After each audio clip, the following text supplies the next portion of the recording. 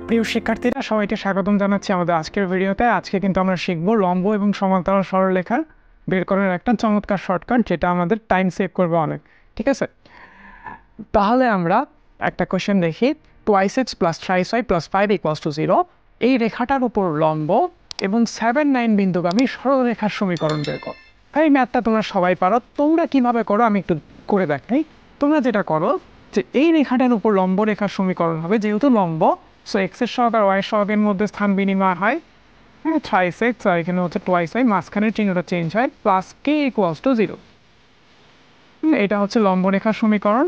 এবার এই লম্ব রেখাটা যেই বিন্দু দিয়ে পাস করে, এই ক্ষেত্রে 7,9, সেই বিন্দুটা এখানে বসাই দিয়ে কে এর মান ভ্যালুটা বের করো। ঠিক আছে, বাট আমি কে তে লিখতে পারি না, এত সময় আমার নাই। আমি কীভাবে করি সেটা দেখো।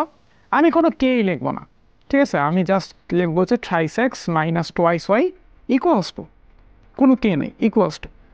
এবার 7,9 পয়েন্টটা আমি এখানে বসাই দিব। এক্সের জায়গায় বসাবো 7, ওয়াইয়ের জায়গায় বসাবো 9। তাহলে কি পাচ্ছি? 3 ইন্টু 7 মাইনাস 2 ইন্টু 9, এই ভ্যালুটা আমরা ইকুয়াল সাইনের ডান সাইডে লিখবো। তাহলে 3 ইন্টু 7 মাইনাস 2 ইন্টু 9, তাহলে কত আসতেছে? 3 7 21 বিয়োগ 9 2 18, তাহলে এটা আসতেছে হচ্ছে 3।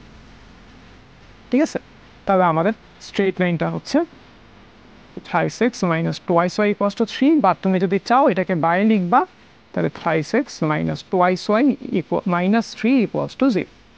ওকে, সো এখানে কোনো কেই লিখতে হবে না।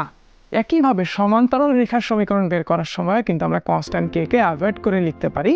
দেখো এই ম্যাথটা, এই রেখাটা সমান্তরাল এবং 1 বিন্দুগামী সরলরেখার সমীকরণ। ভাই এই রেখাটা সমান্তরাল রেখা, যেহেতু 2x plus 3y equals to, কোনো কে নাই। এবার এক্সের জায়গায় বসাবো 1, ওয়াইয়ের জায়গায় বসাবো 6, তাহলে 2 into 1 plus 3 into 6, 2 into 1 plus 3 into 6, তাহলে কত আসে? 2 × 2 3 × 18, মানে হচ্ছে 20।